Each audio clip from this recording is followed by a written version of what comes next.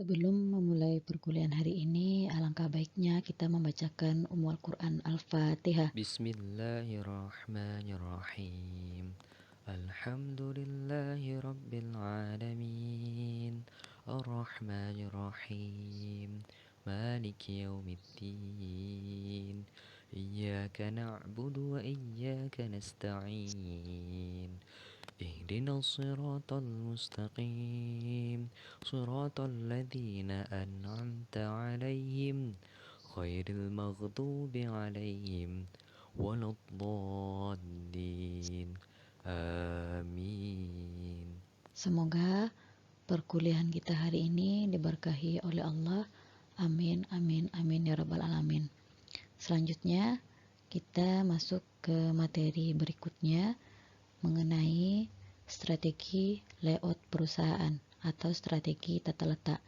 Sebelumnya sudah Ibu jelaskan, tolong Ananda bedakan antara strategi pemilihan lokasi dengan strategi tata letak perusahaan. Strategi tata letak.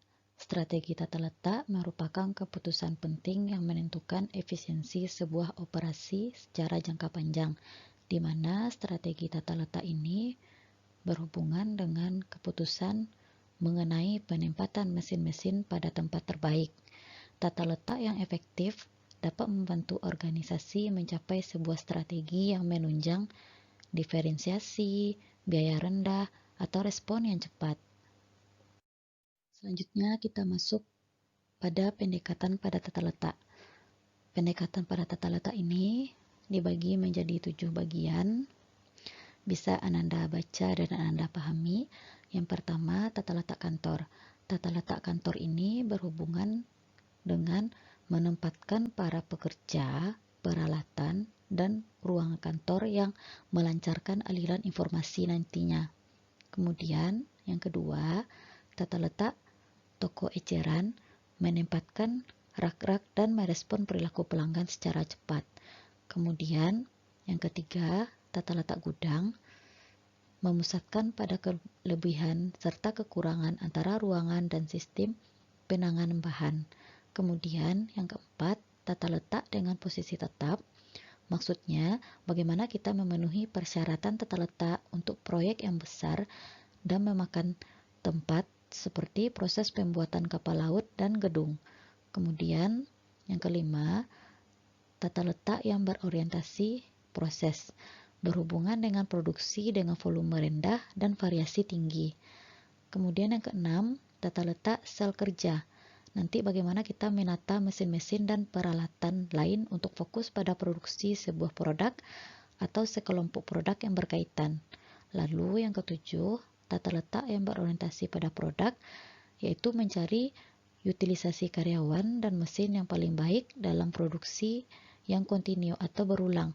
Tujuan dari tata letak berorientasi pada produk ini adalah meminimalkan ketidakseimbangan dalam lini fabrikasi dan perakitan. Selanjutnya kita masuk ke rumus. Rumus ini silakan Ananda baca dan Ananda pahami agar Ananda bisa mengerjakan soal setelah ini. Silakan dicatat juga boleh supaya nanti Ananda tidak lupa rumusnya. Silakan dihafal juga supaya memudahkan untuk mengerjakan soal setelah ini. Selanjutnya kita masuk pada contoh soal pertama. Di sini bisa Ananda baca dan Ananda pahami contoh soalnya. Yang perlu kita cari, tentukan efisiensi keseimbangan kinerja. Caranya, ini sudah Ibu bikinkan. Penyelesaiannya, bagaimana caranya? Yang harus pertama kali kita cari itu waktu siklus. Waktu siklus rumusnya waktu produksi per hari dibagi unit yang dihasilkan per hari. Waktu produksi per hari juga sudah diketahui di soal, yaitu 480. Jangan yang ini yang Ananda jumlahkan, salah hasilnya. Jadi ambil 480 dibagi unit yang dihasilkan juga sudah diketahui di soal, yaitu 40 unit. Dapat 12 menit. Dapat 12 menit nih. Kemudian yang kedua, jumlah stasiun kerja. Jumlah stasiun kerja rumusnya total waktu tugas dibagi waktu siklus. Totalnya juga sudah ada diketahui di soal. Nih, total selama 66 menit. Jadi 66 menit, 66 dibagi waktu siklus. Waktu siklus kan ini hasilnya tadi. Nah, dibagi 12 dapat 5,5. Karena 5,5 ini, yang 5 ini kan di atas 50. Jadi Ananda bulatkan ke atas. Jadi dapatnya 6 stasiun kerja.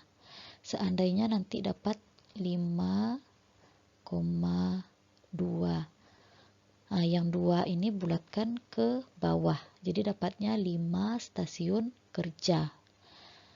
Kemudian yang ketiga, efisiensi. Efisiensi rumusnya total waktu tugas. Berarti total waktu tugas kan udah diketahui nih, 66. 66 dibagi jumlah stasiun kerja juga udah dapat nih kan. Jumlah stasiun kerja 6 dikali waktu siklus. Waktu siklus 12. Jadi 66 dibagi 72 dapat 0,92 sama dengan 92%. Lalu setelah itu yang perlu kita cari jaringnya. Jaring-jaring ini bagaimana pekerjaan ini kan udah dikerjakan nih. Waktu sudah kita masukkan. Jadi kan yang ini kan udah dikerjakan tadi. Berarti kan kolom yang belum ada kan ini sama ini kan. Maka itu tujuannya dibikin jaring-jaring. Jadi patokan kita ke sini nanti untuk membuat jaring-jaring. Jadi tugas A, lihat tugas A. Berarti tugas A urutan tugas yang harus dikerjakan dahulu. Kan tidak ada tugas A, berarti strip. Tugas A dia berdiri sendiri. Kemudian lihat tugas B. Tugas B urutan tugas yang harus dikerjakan dahulu kan adalah tugas A. Berarti pekerjaan B dilakukan setelah pekerjaan A selesai. Terus tugas C dilakukan setelah pekerjaan B selesai. Tugas C dilakukan setelah pekerjaan B selesai. Lalu tugas D dilakukan setelah pekerjaan B selesai. Berarti D ke B. Gak boleh panahnya seperti ini. Gak boleh. Dia harus dari A, mulainya berakhiran nanti di I. Nih. Maka panahnya harus ke I. Kemudian E ke A. Ini kan E ke A. Terus F G C D. F nih F. Ini kan F nih. Ini C D ini kan. F G ke F. Nih G ke F. H ke E. H nih E. I G H.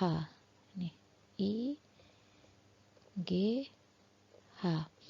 Dia tidak boleh sejajar, misalnya seperti ini. Ini kan A, B, C. Kalian bikin D di sini sejajar dengan C.